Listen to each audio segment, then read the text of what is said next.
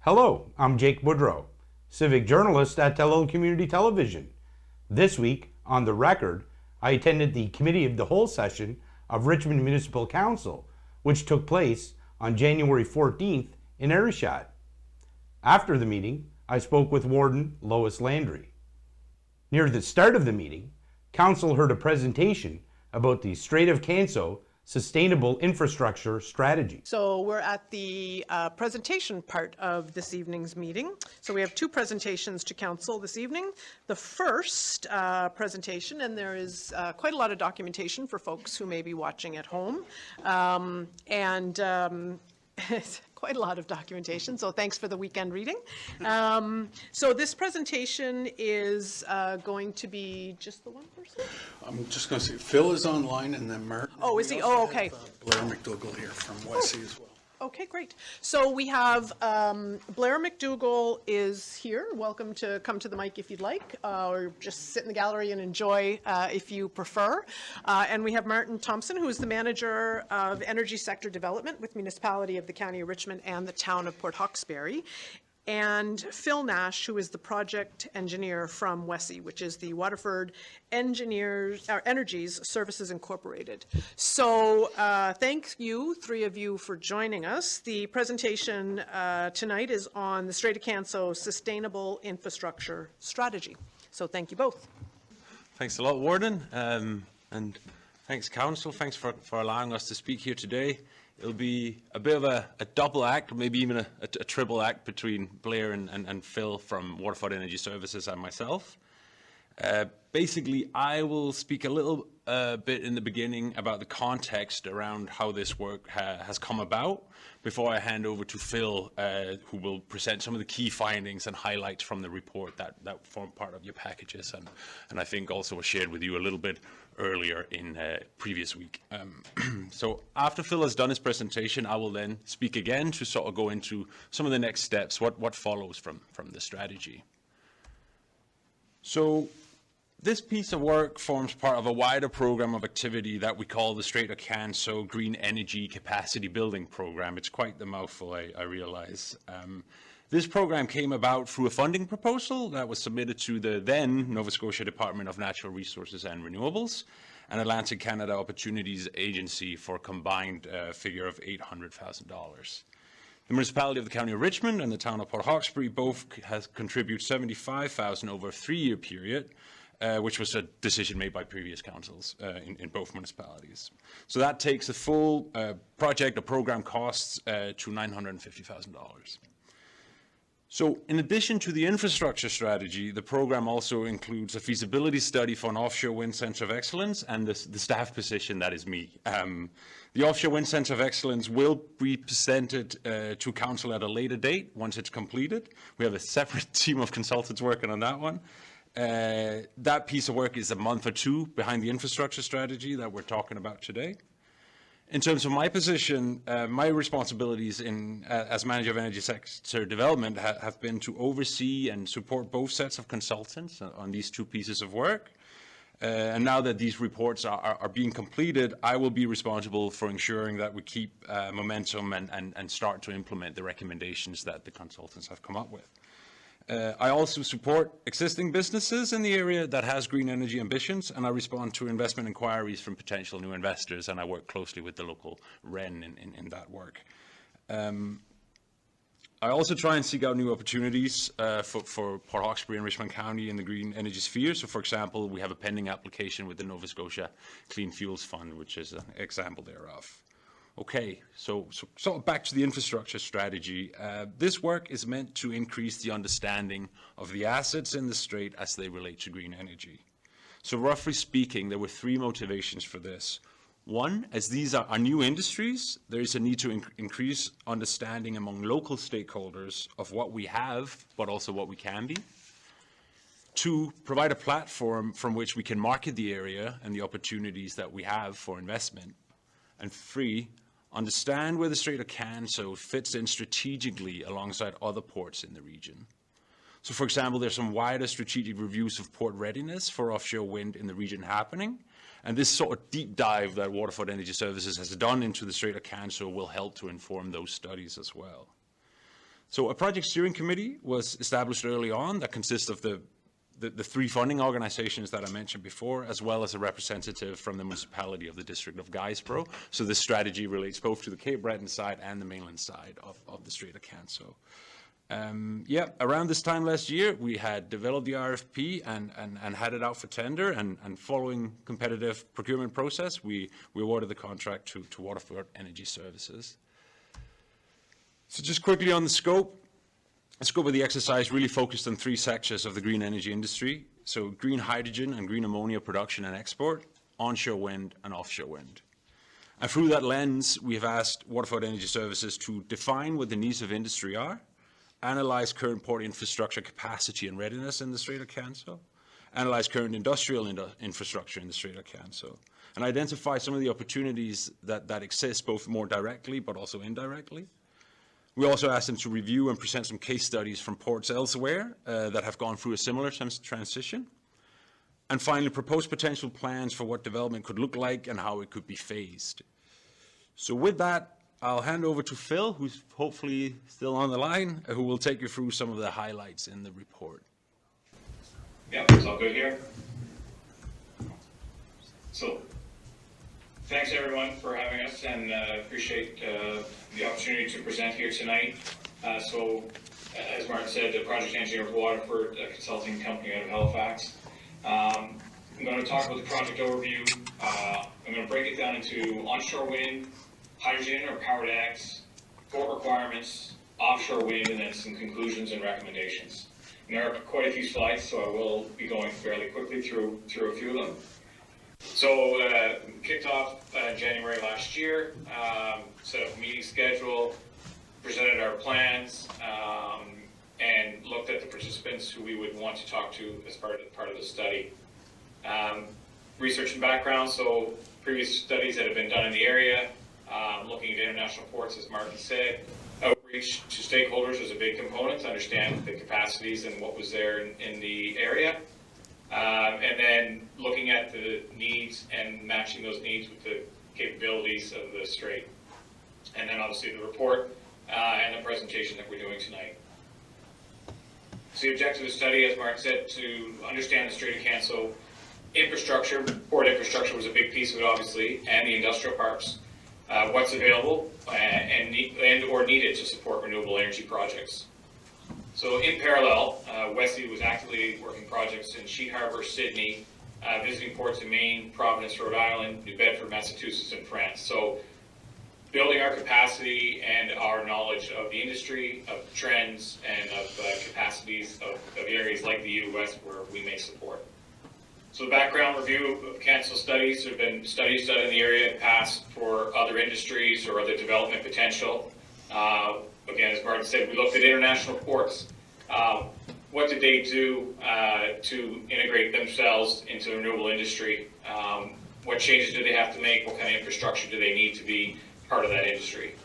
The U.S. port capacity is a big piece. What's in place now and new developments that are coming? The Canadian offshore wind market is not yet developed, but the U.S. has obviously started, and Canadian ports are already supporting that industry. So we wanted to understand what opportunities the U.S. has for Canada. And then outline requirements for ports based on activity. So if you talk about offshore wind, fixed versus floating, there's different needs for ports and supporting area for those different types of technology. And that when it comes to marshalling or fabrication, operations and maintenance or manufacturing. So both of those require some different key pieces.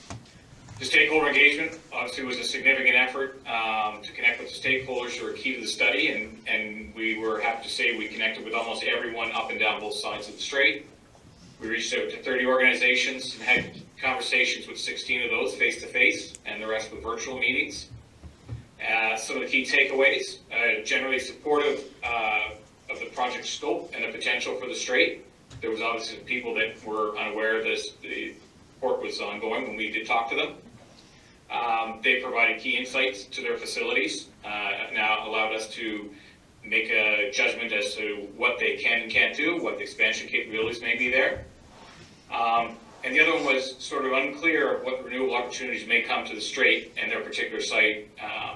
And that's just because of the unknown development schedule. The Canadian offshore wind market is probably 7+ years away if there's a seabed lease in 2025. And the U.S. wind industry obviously is trying to utilize their existing ports and the local ports as much as they can. So what may come to the Strait and other ports in Nova Scotia and Canada is still, to be determined at times. When it comes to offshore wind and green energy, do you get the impression there's a lot of skepticism or cynicism or kind of hesitancy about the project? I think that when you speak to people maybe who are new to the area, I don't think you see that kind of skepticism by and large. I do think that we are a community who has heard of, things that were going to happen in the community that didn't really pan out. And actually this report speaks to that, right? Things in LNG and that kind of thing.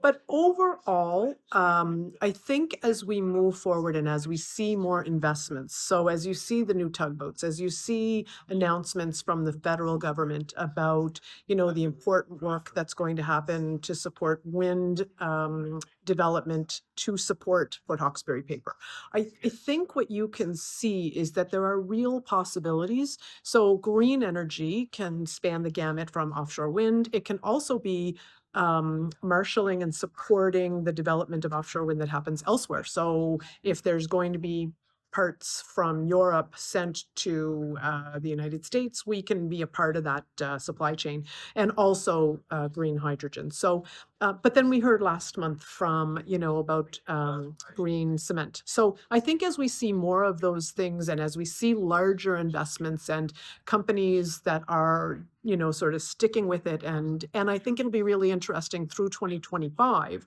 as they look at seabed leases. For the offshore wind, then I think you'll see people kind of become a little more optimistic. I think right now there's a healthy amount of skepticism. I think that's a good thing. But I think there are real opportunities for us to be on the lookout for and to support that and be investment ready when they come.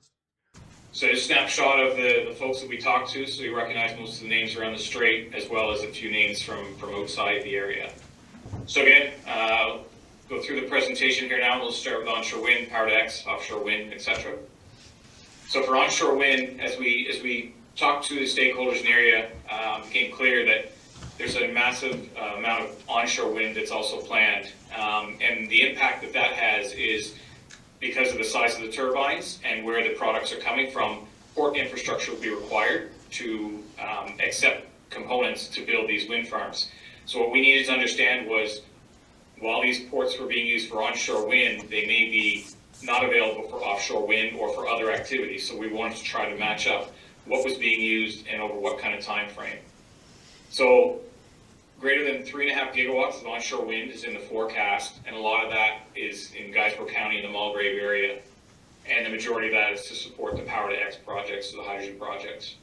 So as a result of the location on the mainland of most of those wind farms, the Mulgrave Marine Terminal is ideally situated to land the components and then distribute them off-site through the road network to their location. And the projects are expected to run from 2025 to 2030 and beyond, depending on the phase of development that some of these projects have. So it's a large potential scope of work for the Strait, and it's definitely more immediate scope than fixed or floating turbines currently. The one caveat about all that activity is that most of those projects are to support power to X, and so there's some uncertainty as well on that development.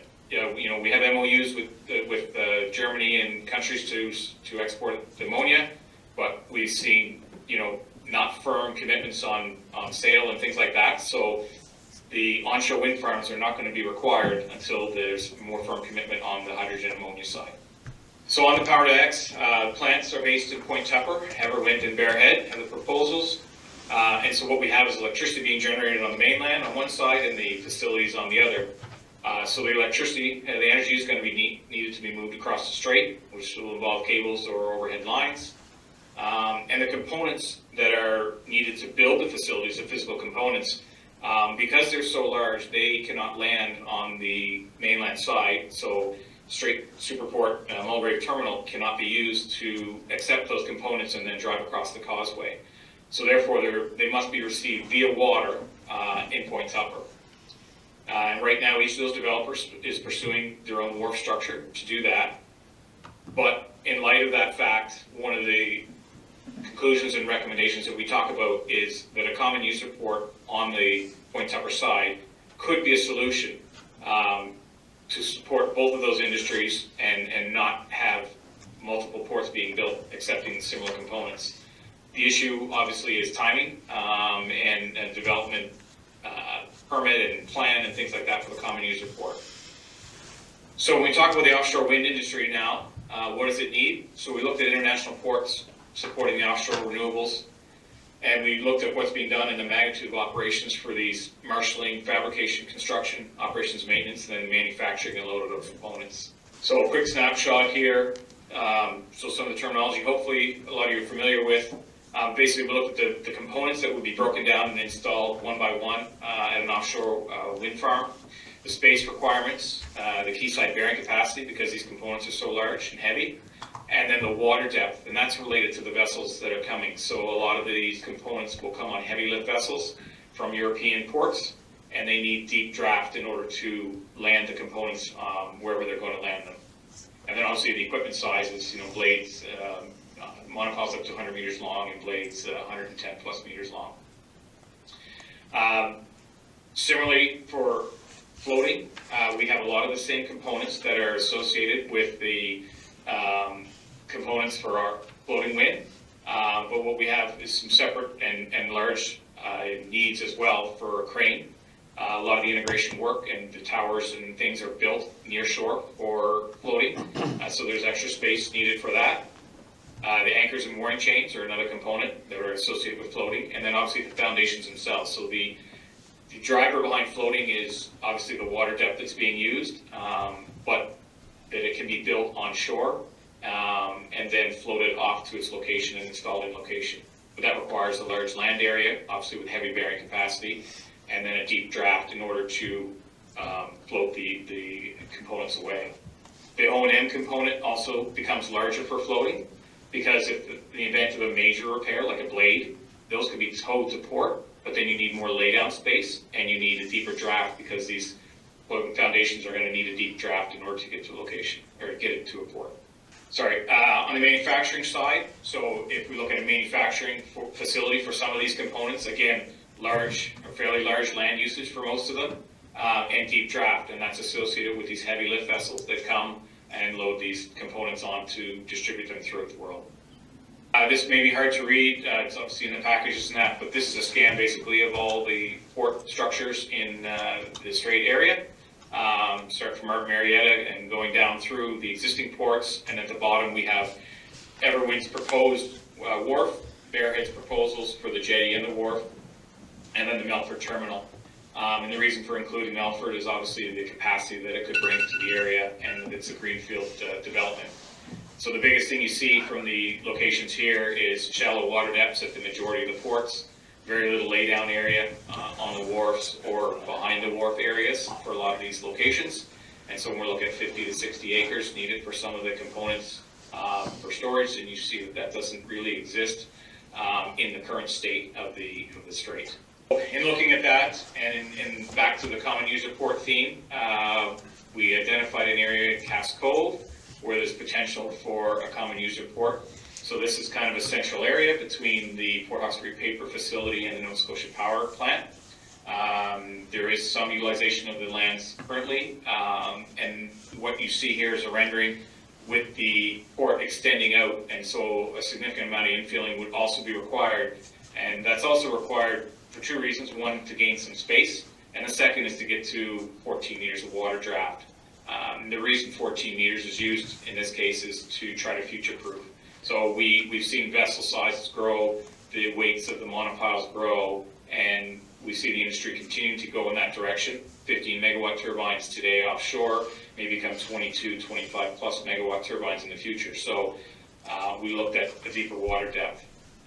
This site here, its current rendering, again, we show some components on it. It wouldn't necessarily be restricted for or designed for full use as a wind resource, wind renewable power port. We look at this as an area that can supply local users on that side of the strait, on the Cape Breton side, the ability to reach water access to move their products. Potentially new industries evolve due to the hydrogen, ammonia, and green electrons that are in the area, and manufacturing facilities, et cetera, that may develop, that they will need a location in order to export their products. Now, also in that presentation, it was pointed out that the Cass Cove area of Point Upper, which is apparently between the Brockfree paper operation and the Nova Scotia Power generating station, that there's some promise in that area there of Point Upper. Yeah, on our side of the causeway. So one of the big challenges is, we sometimes think, yeah, we can bring a lot of stuff in by trucks. But if you look at anything that has a considerable size to it, you can't get across the causeway. So what does that mean on the Cape Breton side of the causeway for things we're bringing in from somewhere else? So we currently have some docks and wharves and ports that allow us to manage vessels that are a certain depth and that need a certain amount of water. But there is opportunity to maybe consider a common user port. So something that would go out far enough so that it is deep enough that everybody could use it. And that's a really big deal. If each individual company has got to start looking at putting in its own dock, its own wharf, whatever, that's a big expense to a business case. Whereas if we have investment in a common user port, that changes the business sense. And I think regardless of whether we're talking about green anything, whether we're talking about the current things that are on our radar right now, I think a common user port, what this study speaks about, is the value that has in attracting industry to this side of the causeway moving forward, no matter what that is. And with the Melford terminal, so many of you have seen that rendering Melford as a container terminal. Due to the space that they have available to them, what we've done is we've not touched their existing footprint. We've added on a footprint to the north and show how it could potentially support the renewable industry. So here we have blades and tower sections laid down, a heavy lift vessel up at the port, and obviously with the laydown area behind, you have room to expand it behind or make this area larger as well, depending on what type of facility that you wanted this to be. So whether it's a manufacturing facility, whether it's a marshalling area, there is room for expansion at Melford, and it would complement nicely the container terminal area without compromising either activity. So, we put together a scorecard based on the main topics: manufacturing, assembly, fabrication, marshalling, integration, and operations and maintenance. And so if you look at this scorecard, you see a lot of the areas right now in the Strait, even with some work, don't look like they have a lot of potential to support them. And this could be due to lack of space. Like I said, we need a lot of acreage for some of these activities. A deep draft, so upgrading a wharf at Cabot Gypsum may get you a deep draft, but there's no laydown area in the area. Mulgrave is very similar, very small laydown area, even though they have the draft that will accept some of the vessels to date. But operations and maintenance is certainly an activity that right now could happen at Mulgrave, were we to have activity in our Canadian waters.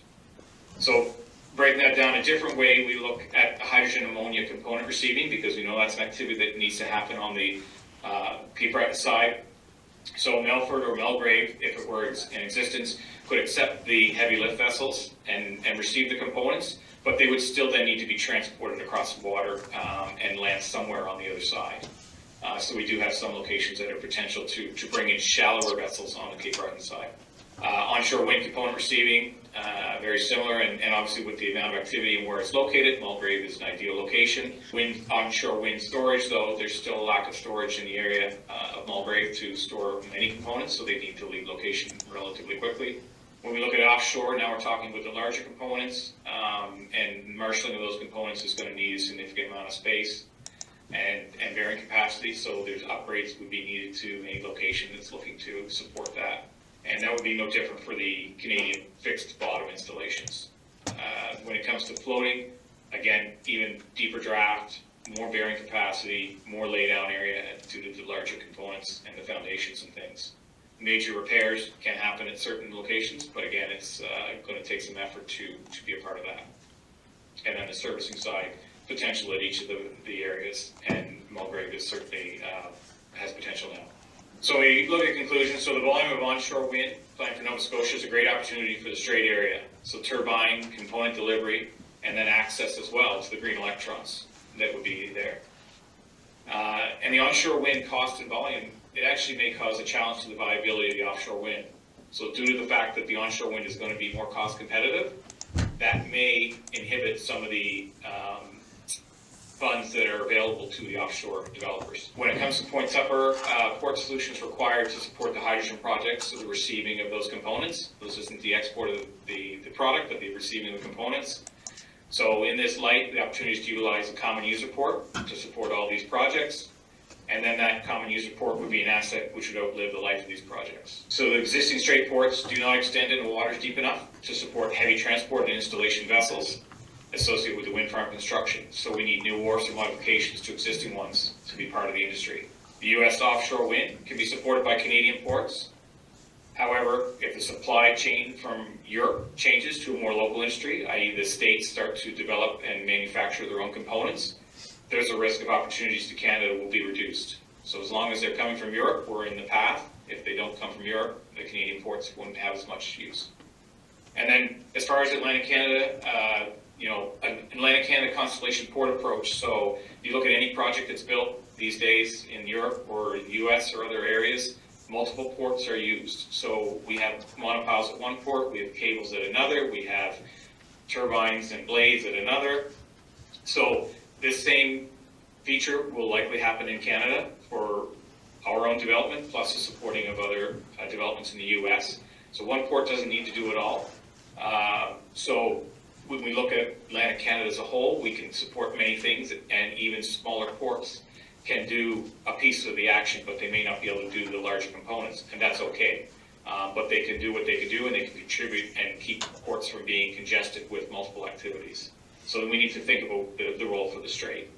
So if we're attracting a renewable energy industry, original equipment manufacturer, an OEM, is a strategic endeavor which can complement the port capabilities of the region. So blades, cables, foundations, or towers. These things are needed in all these industry and all these developments, both in Canada and the US, and they would outlive a parking lot for pieces that come in for 6 months and then leave again. Support a larger workforce as well. The O&M basis, so operations and maintenance basis for offshore wind farms, can be supported from the Strait's local industry and workforce. However, this won't be needed until Canadian offshore wind takes hold, which looks like it's 2032 or beyond. So the near-term efforts in the Strait should be to support the onshore wind, the more near-term opportunity we have, and the hydrogen ammonia markets. So optimize logistics for the wind turbine component receiving via Mulgrave, provide storage areas for the components to avoid congestion on the wharf. Longer term, the Melfort terminal construction to support the container and renewable energy industry. And in development of that site, contemplate both fixed bottom and floating capabilities, as it is a site that could take on whatever capacity is needed. Pursue the common user port on Point Tupper, so it can support industry without water access. Receiving wind turbine components on Cape Breton Island side for wind farms that may be developed there. Potential for marshalling, fabrication, manufacturing, O&M of offshore turbine components. And so further analysis of Casco location as a common user port on Point Tupper would be suggested. And Martin, I'll turn it back to you. Thanks, Phil. I think we're at time. I have 2 slides, about 3 minutes. Happy to go through them if we have time. Yeah, thank you. Okay. So in terms of next steps, we're presenting the strategy to the town of Port Hawkesbury on Tuesday next week, 21st of January, after which we will look to publish it later in the month. And from there, we'll start further engagement with industrial stakeholders that have been identified in the strategy to further nail down what do the owners of infrastructure have an interest in pursuing out of these recommendations and findings from the strategy. And then we'll start to develop some implementation plans from that. A way to utilize the strategy in the short term is to use it as a platform for marketing the opportunities in the area. So the intention is to use the information from the report to set up a digital sort of one-stop shop for the port information that has been highlighted. So this would basically highlight the specification of each port asset in one place. And we're thinking that a good location for this is to host it on the Strait.Canso.ca that Rochelle Sampson from Cape Breton Partnership spoke about at last month's Committee of the Whole here. And this, in turn, then sets up for broader regional collaboration on ports in relation to offshore wind in particular. So, for example, Net Zero Atlantic awarded their contract for an assessment of Atlantic Canadian ports to support offshore wind development in November. And that won't go into as much detail in each of the ports in Atlantic Canada as this strategy has done. So our local strategy will ensure that we are well represented within that broader study. And I also hope that the piece of work Net Zero Atlantic is doing is the first step in a proper and genuine port collaboration on offshore wind across Atlantic Canada. And again, this strategy helps us to get our own ducks in a row to participate fully in that type of collaboration. The strategy has given us a good idea of how our infrastructure matches up against the requirements of each offshore wind deployment phase. However, we won't know the exact requirements of industry until we've had the auction round for seabed licensing, which is expected to take place at some point this year. That will provide, once that comes, that will provide us with clarity on actual location of projects, who the developers are, what technology will be used, and from that we'll have a much better idea of the specific port requirements. And from there we can start to understand how we fit alongside the other ports and seek to leverage investment into the needed and appropriate upgrades for the Strait of Canso. But right now the strategy can be used by anyone locally who is speaking to interested investors or stakeholders. This includes owners of port infrastructure themselves as well as any proponent of the area. You'll be able to draw out answers to most requests for information regarding green energy from this strategy, I dare say. Another next step for me is to explore this concept of a common use of port in Point Tupper a little bit further. Because I really think this, in addition to what Phil said, this could unlock opportunities, as Phil said, for existing businesses in the park, but it could also increase the attraction of some or all the available land that there is in Point Tupper, both in public hands and in private hands, that doesn't have water access now. As has been stated, this concept probably lacks a clear business case at this point, but we do think there is merit in exploring it further. And interestingly, the Green Cement study that, again, was presented or talked about here last week, which was released a couple of months ago, bears quite strong commonalities with the findings in this strategy, particularly around Cass Cove and kind of bringing a corridor up to certain properties further up the park. So we'll continue to explore that avenue to bolster that business case. So these are some of the things that I will continue to work on with local stakeholders. And with that, we'll end it there. Nash pointed to a lack of a firm commitment as far as the green energy projects. And then later on in his presentation, he talked about concerns over the business case. And are those a concern to you, or is that just part of the process and these things move on their own momentum? Yeah, I think they move under really mindful watch of regulators. So, like until there are completed studies about feasibility from business sense, but also the offshore wind task force and what they're looking at, which encompasses a plethora of other issues besides the dollars and cents. So what does it do to marine life? What does it do to the fishing industry? So I think those opportunities are going to roll out at a pace that might feel a little bit slow. We're talking about it's 2025 and we might see construction in 2030. But those 5 years are all about permitting and regulations, and that is an important step in the process. We have people who are really concerned about marine life. We have people who are concerned about traditional fishing communities. That's where this work gets done, is in that window of time. So I think this is going to unfold, and there are always going to be changes that come from regulations that are going to make some stories good news stories and some less so. But those are important things so that we go forward on a basis that provides for healthy industry and healthy new industry. In the administration operations report, Council heard about financial statements from Destination Cape Breton. We'll move on to the CAO's items. So he has an administration operations report that he provides to us each month, and highlights for us, thank you, the new information in yellow. So I know you've had a chance to take a look at that. Don't know if anybody wants to flag anything. Thank you, Warden. It's not anything totally specific with that, but I just wanted to speak on an email that we received this week concerning the DCB financials and that they were confidential.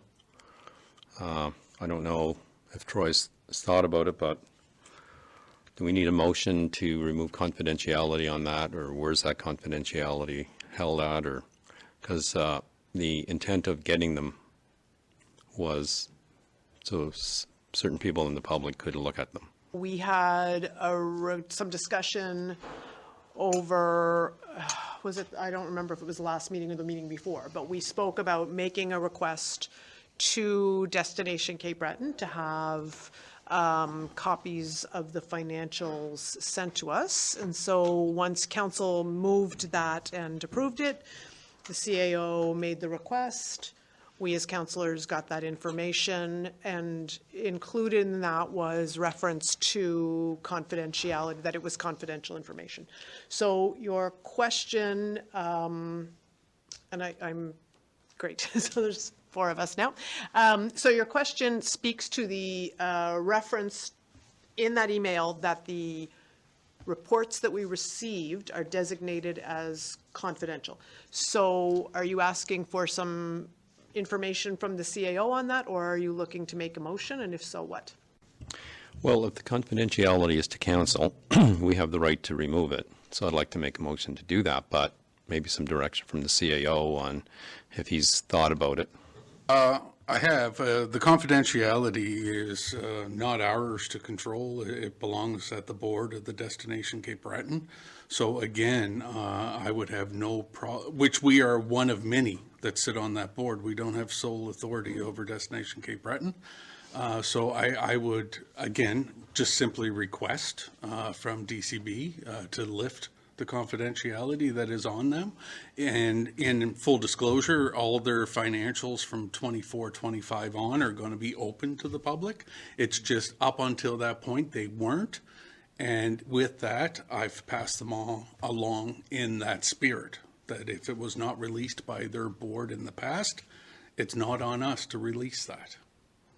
I can make the request, but I don't think it's within our power or authority to lift that.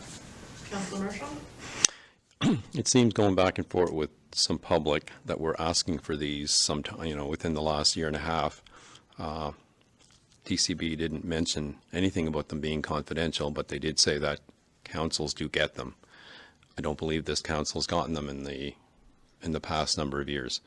So I would make a motion that we ask the CAO to speak with DCB to find some way of removing the confidentiality on the 4 years of documents that he has presented to us. Just the motion on the floor is to ask DCB for those to remove, so that we not have to be bound by the confidentiality of it. Is your request to the DCB board or to the executive director? Or do you want to reference both? Reference both. Looking at the email where it seems that you secured these financials by kind of telling someone, I assume that's Terry, that you were going to ensure the confidentiality was with them. I guess he's the first to speak to, but if it has to go further, go to the board.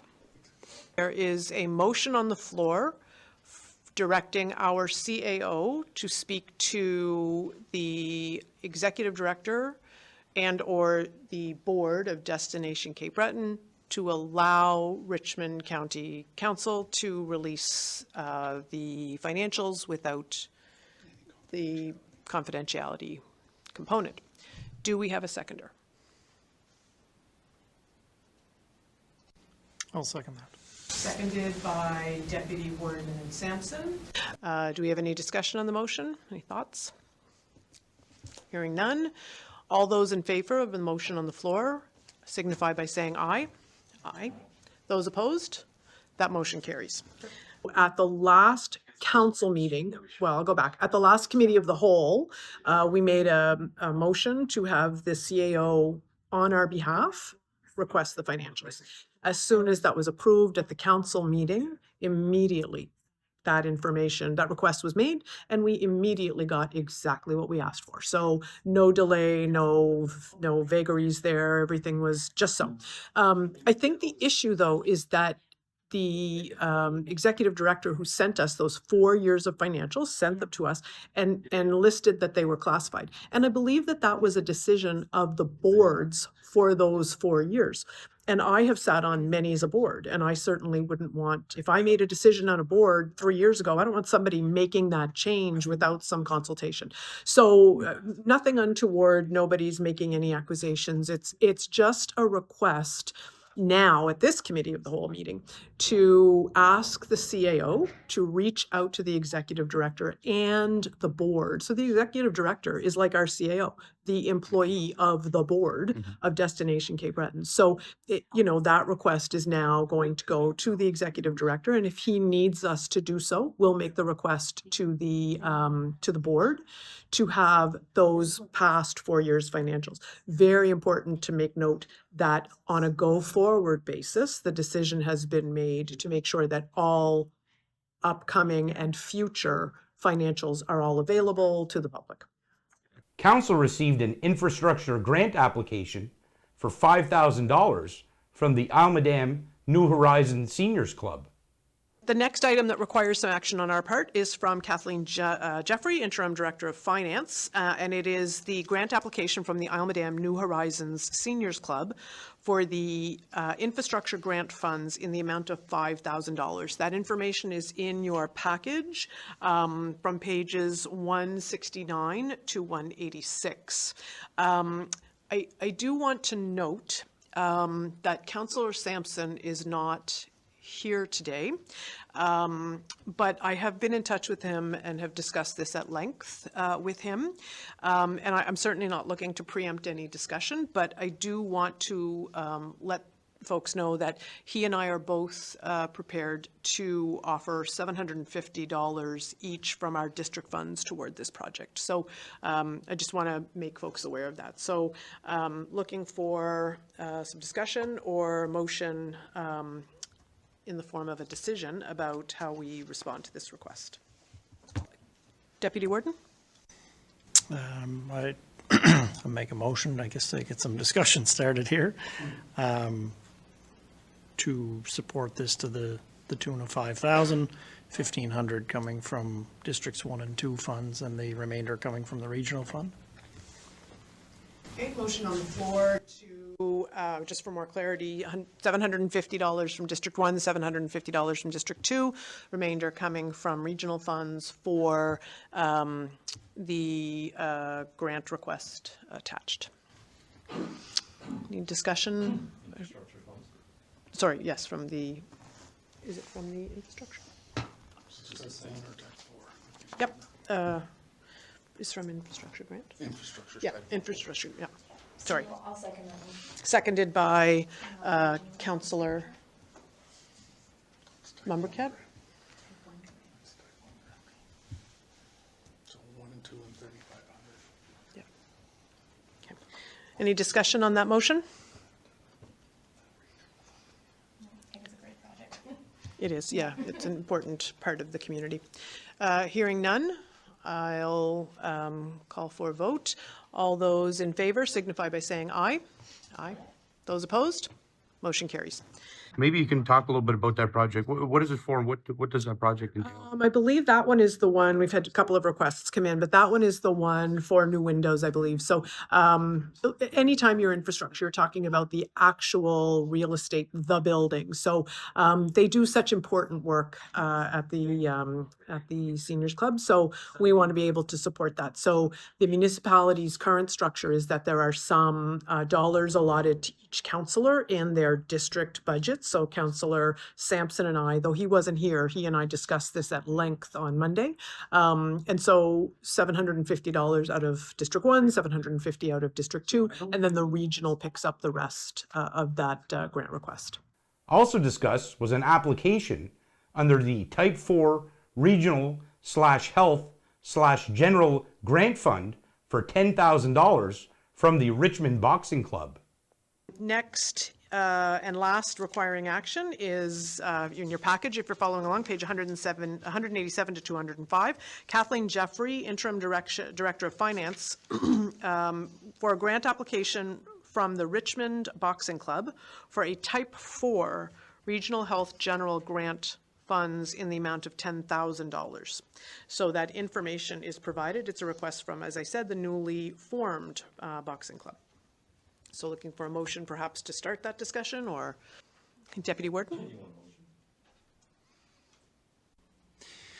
Yeah, I'd be willing to make the motion for this in the full amount. I know it's a large amount. I'm just looking at their constraints and after, reading through the information they provided us. But that being said, I'd be willing to put in 2,000 from the District 5 funds towards this. Yeah, 2,000 from the District 5 with the remainder coming out of the region. Just so I'm clear, what you're saying then is 2,000 from you with the remaining 8 to come from somewhere else? Yeah, if there's a seconder. Councilor Member Capp? So I'd be willing to put 500 in from my, thank you. I'd be willing to put 500 in from my district fund as well. So that would be 2,500 from the district funds and then 7,500 from the regional, if you would accept that amendment, Deputy Warden. I'll never argue with that. Okay. In that case, I'll second the motion. Thank you. Does this not fall under infrastructure? The only problem with that is the maximum. So I don't know where you want to go with it, but I just want to bring that up. I think there are some facilities that certainly are doing the things listed under that Type 4 Regional Health General. I think their argument is that they are, when you read the letter, it sounded to me like they were trying to convince us that, rightly so, that they are an organization that is doing things regionally that are really involve the health. And so they have made a decision to apply under that, they're very capable people who had the option to consider other ways of applying for that, and that's what they chose. So I think that's what we're going with. So the motion on the floor is for $500 from District 4, $2,000 from District 5, with the remaining $7,500 to come from the Type 4 Regional Health General Grant Funds. Any other discussion on that? Councillor?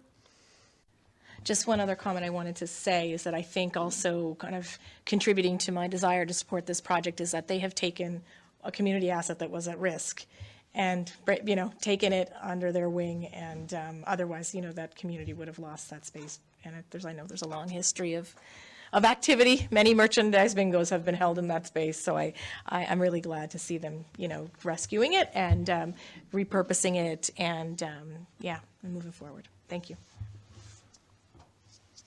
Are there any other comments or discussion on the motion that's on the floor?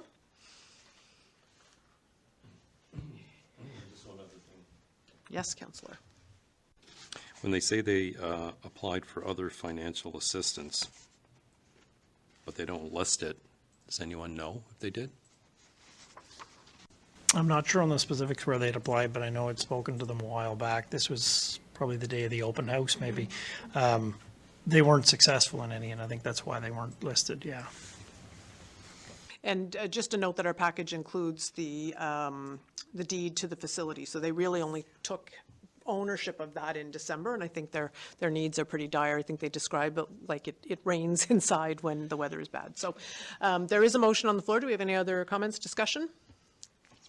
Hearing none, I'll put that to a vote. All those in favor of the motion on the floor signify by saying aye. Aye. Those opposed? Motion carries. What does that project entail? So the boxing club is new, and really not only are they doing important work, but as Councillor Mumbercat pointed out, they took over a building that had a lot of history and a lot of importance to the community. So really great to see that building being repurposed, but it is an old building, and in the notes, they meant, that, you know, if it rains, it leaks into the building. And so that's just a really good way to lose a building. And I think if we can, support that, we want to. And then on top of that, they talk about, you know, the importance of boxing programs for folks in the area. But I think we sometimes think about men or youth, but they are actually offering programs to women and seniors, which I think is great. But it talks about the importance of the physical activity, but also the empowerment that brings to people who feel like they're better in control of their body and their space.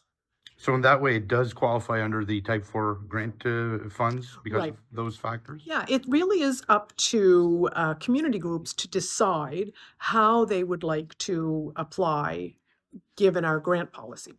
And I will say that we have so many great employees here, but one of the great employees here is Danielle Martel, who is someone that anybody who's looking at some kind of grants, they can actually look to Danielle and meet with her and talk about what their project is about and what it allows for them to apply for and what fits best, right? So new organizations may not have money in the bank to be able to do matching funds, and some stuff is infrastructure and some stuff isn't. Open houses to discuss the multi-use facility feasibility study being hosted by the municipality was also reviewed by council. The next items are correspondence that are only for your information. So there are a few pieces, one from the municipality, which is the information about the multi-use facility feasibility studies, public open houses. So that information is in page 206 of your package.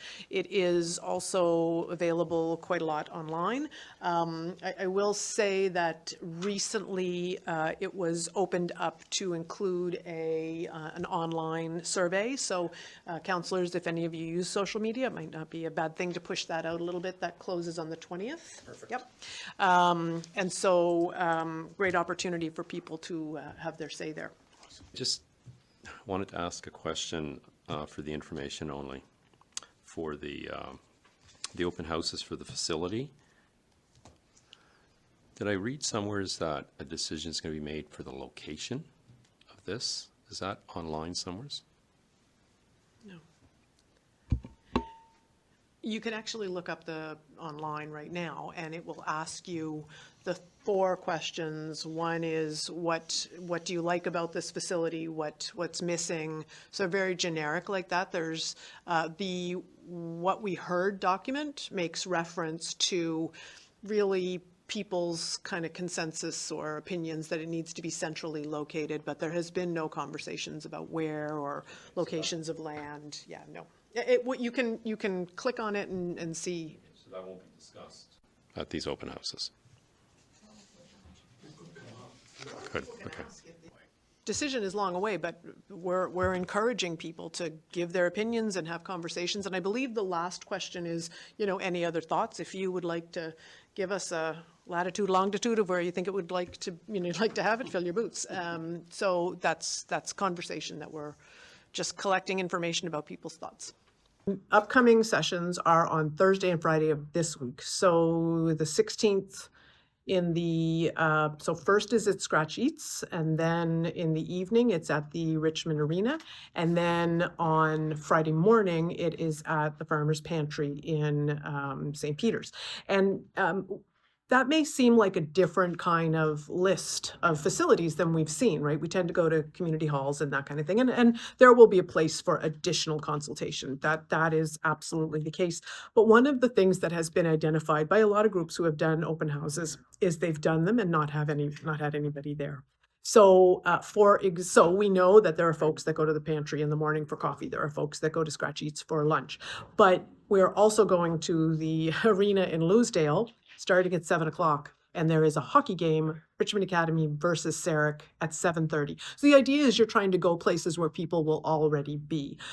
So the consultants, this is the end of their feasibility study. So they've done a what we heard document in response to what they heard, the kinds of things they did in their initial consultations. So they've done some renderings and they're looking for some beginning phases of conversations with people about that. So those 3 events are happening back to back to back across 2 days. There is also an online version. So if you can't make it to those, you can pop online and you can actually see what the renderings are. So you can take a look at it and you can offer your comments and on what looks good, what doesn't look good, and then anything else that you would like to talk about. Certainly, this is the end of phase 2 of this particular feasibility study, but it is just the beginning of some really engaging discussions with community. I can't speak for other councillors, but I can certainly speak for myself. I would never vote for something that may incur a cost. I would never vote against something that is really significant addition to our community without consulting with my constituents. And so we can expect to see that. Lots of questions still to be raised, but if somebody asks, well, what's it going to cost? I don't know. How do you know what your house is going to cost until you have building plans? How do you make up building plans? Well, you and your partner and your family say, well, I would like this in it, and I don't think we need 2 bathrooms. So it's really about the steps that you would follow if you were looking to build anything. Based on some of the social media posts I'm seeing, some of the feedback comments in the community, seems there's a lot of opinions on what this multi-purpose facility should be. What? Seems like a lot of people. What are you telling me? Opinions? It seems like a lot of people. There's like one school of thought, which is basically ice surface rink, little extra space. Then I see another group where they wanted something a little bigger. Like I've heard things like courts and pools and large rooms and multi-purpose rooms within the facility, so it would make the square footage quite large. I'm not going to ask you where you lie on that because you want to see here, but I guess you could confirm that there are a lot of opinions out there, and there seem to be some groups that are kind of forming around what they want. Yeah, so lots of people talking about what they would like to see, and over here, do nothing. There's a group that wants that, right? We have a Richmond Arena and we don't want to see those changes if it results in 5 cents being added to my tax bill. So, what we know is that we need to take a look and consider a lot of factors. So if people say, I don't want to look at a multi-use facility, I want us to we have the Richmond Arena, nothing wrong with that. You can go online to on our website and you can see the report about the Richmond Arena. There is some things wrong with that. So if you think we're getting on the other side of 5 years from now without any dollars going out the door, they absolutely have to go out the door unless we get rid of every kind of ice surface and anything, because the pad underneath the ice surface is at the end of its lifespan. And I think we're keeping some companies in business because our compressor is, it's challenging. Our falls are so warm now that's a really challenging thing for our older equipment. Meanwhile, you have people who are full steam ahead and they want Cadillacs and they want all the bells and whistles. And so it will be up to council to hear all those thoughts and all those opinions. What I find interesting is that, what people might have thought a few months ago, now we've seen a playground open up in Ayrshire. We have seen talk of a splash pad in St. Peter's. So, I know there's a rendering of the facility that they're looking at the Lion's Den, and if that includes a walking track, does that impact? So every time a decision is made in some other part of the county, not only do people have different opinions, but some people are changing their opinions based on other things and infrastructure that's popping up. So I think we as a council want to hear all of those things, and we want to know when it comes down to it down the road. This is not something we're considering for the current budget. I mean, we're a long way from that. I think the other thing I would like to say about it is, I have seen, if you look at the posts online, I have seen some people say, I don't want to spend any money on this. I only want to invest. Like, we don't have family doctors, or if we have family doctors, it takes 3 weeks to get into one, and we don't have ERs half the time. I don't want to spend any money on this. I want to spend it on healthcare recruitment. I believe a new facility is healthcare recruitment. So if we look at young doctors coming out of medical school, probably with families, when they decide where they're going to set up practice, Is a new multi-use facility going to help lure them here? I think it is. We talk about how we don't have enough homes and we've got a housing crisis. Who's actually going to build those homes? Those people are playing minor hockey in the evenings. So we want to lure those skilled trades people back home. We want to lure them in from other communities. So there's that's an additional layer, right? So not only yes or no, but yes, keeping in mind, or no, keeping in mind. So lots of discussions still to be had. And the building is, I think it's in its 52nd year, I believe it was built in 1973. So the building itself, the physical structure, maybe, if not now, will need to either be replaced or heavily repaired at some point in time. Oh, yeah. I mean, I'm a little older than that and I feel my age. So I'm sure that this is a building that if you go inside it, and yet some of the greatest ice, like our staff is so great and we have just great ice. But it's not the most comfortable place to sit if you're somebody watching the hockey games. It's not all heated, so it's pretty cold if you're not sitting in that one section. We've also had times where it wasn't, like I remember a couple hockey games I was at, it wasn't cold enough outside for them to be able to turn the heaters on inside, because it was hard enough for the compressors to make ice and keep it frozen without counteracting that.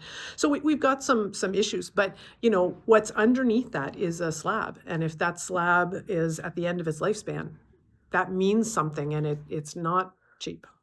One of the final topics discussed by council was opening roads during emergencies. Moving on to review of the action items. So the action list goes back to 2021, includes items that are on our radar and update on progress. So councillors can certainly ask about any issue anytime. I do want to flag that item 423 is complete. And I feel this deserves mention. The recommendation was to council to draft a letter to the province and have old roads reopened and maintained as a secondary means of travel for emergencies, evacuations, and given the increase of motor vehicle collisions, the need for how that would increase rerouting of traffic. But I do want to let you know that as a result of the advisory committee's conversations with our EMO coordinator, the specific letter was actually at the request of the emergency measures coordinator, was with respect to two specific roads. And those were the ones that were identified as the highest priority. And those roads were Irish Cove Road and Sterling Road, 8-mile stretch. And so actually met with the emergency measures coordinator to look at how important that particular asset would be for folks in terms of evacuation, but also the distance that is spanned there and how difficult it is for a fire department that is actually closer as the crow flies to a fire that can't get there because of that road being closed. So I just wanted to stipulate that item happened. I did the letter, but it was amended as such at the request of the emergency measures coordinator. So before the last election, at the very end of September, council made a motion for the warden for council to send a letter to Public Works asking to reopen some closed roads, some now closed roads. Since that motion took place, the emergency measures folks and the volunteer fire departments had some additional conversations. And rather than say, hey, could you open up every closed road, they decided to prioritize some roads. So there are two that they specifically spoke about. One is Irish Cove Road and one is Sterling Road. There's an 8-mile stretch there. Those two stretches of road would allow it would be a totally different story in terms of fighting. And what we're really talking about is forest fires, right? We're really talking about wildfires. So in the event of something like that, but it could also be rerouting of traffic in the event of any catastrophe. And that could be a significant motor vehicle collision, right? So if something happens on Route 4, you could be there for a really long time. We need to look at ways that we can evacuate people more safely. So that was my message to council, is that done?